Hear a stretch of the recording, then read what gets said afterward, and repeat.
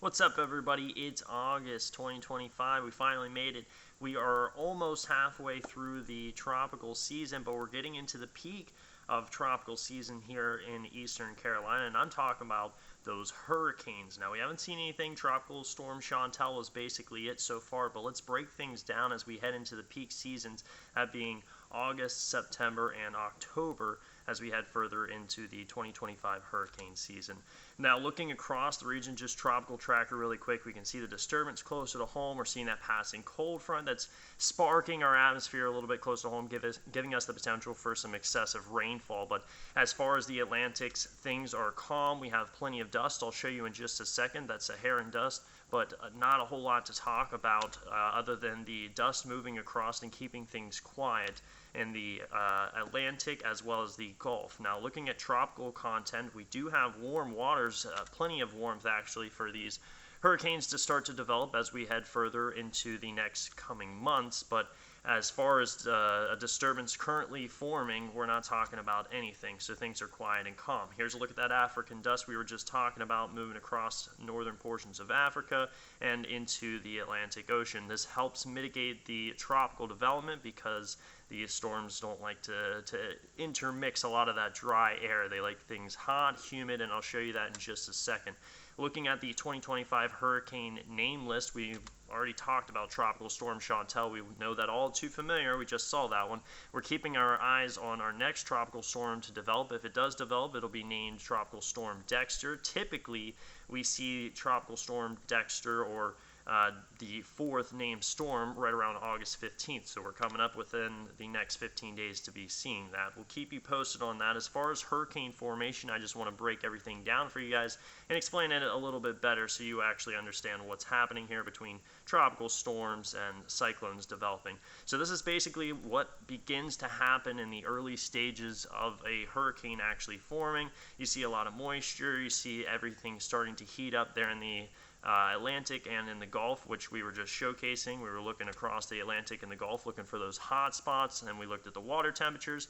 Now you start to see everything lifting because it's so hot out there that the storms and showers are beginning to organize. But what's key is that we don't see a lot of wind in the horizontal. We're not seeing a lot of vorticity just kind of shearing those clouds and moisture apart. We want to be lacking in the wind department at this point in time.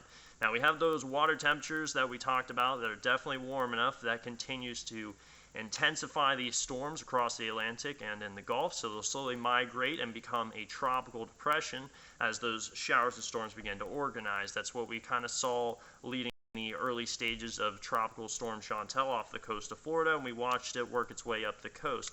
After that tropical depression forms, those are the wind speeds 38 miles per hour, we start to see it intensify and begin its circulation with those showers and storms that have already organized. So now we're leading to some circulation and the wind speeds starting to pick up. Now we're really watching the size of this tropical storm, indicating if it's going to grow and exceed that 73 mile per hour threshold. If it does, then we're left with what we don't want to see here in Eastern Carolina, that hurricane. Now, it's important while everything's calm right now that we start planning and preparing ahead of time. Now, keep in mind, this is what the prediction was earlier in the season. Right now, we haven't seen a whole lot. We've got about 3 going on 4 for tropical storms actually being named, so things have been quiet so far. But remember what I said earlier, we're getting into the peak seasons as we head into August, September, and October. So leading forward, now would be the time to start making those preparations. So keep that in mind. Here's a look at the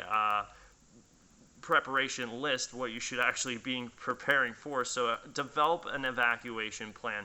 It's very often that everybody's saying, I'm staying put, I'm not moving, I'm going to fight the storm. Well, just keep in mind that you need a disaster supply kit. That could be water bottles, that could be your bandages, just a medic kit. Keep in mind that there's going to be some power outages. Make sure you have your phone charged. Make sure you have a backup way, maybe one of those battery packs to charge your phone when the power does go out, or even one of those Mofis. People have those still on their phones.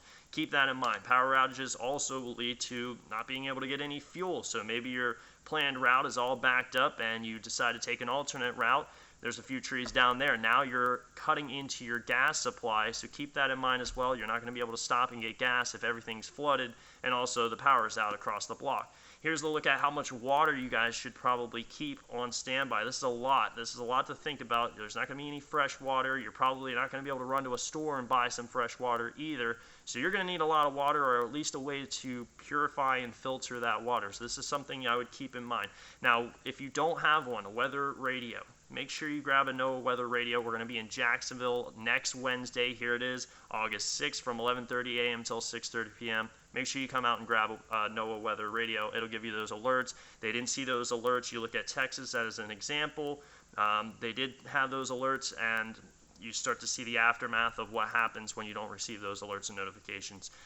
Now, meteorologist Tyler Vangie here, like I said, chief meteorologist Donnie Cox will be there in Jacksonville. If you guys want to come out and grab that weather radio, that NOAA weather radio, we'll see you guys next Wednesday in Jacksonville. Thanks for tuning in. Stay safe, and we'll keep you updated as we head through this 2025 hurricane season. Thankfully, things have been calm. They're going to start to amp up as we head towards the next 3 months.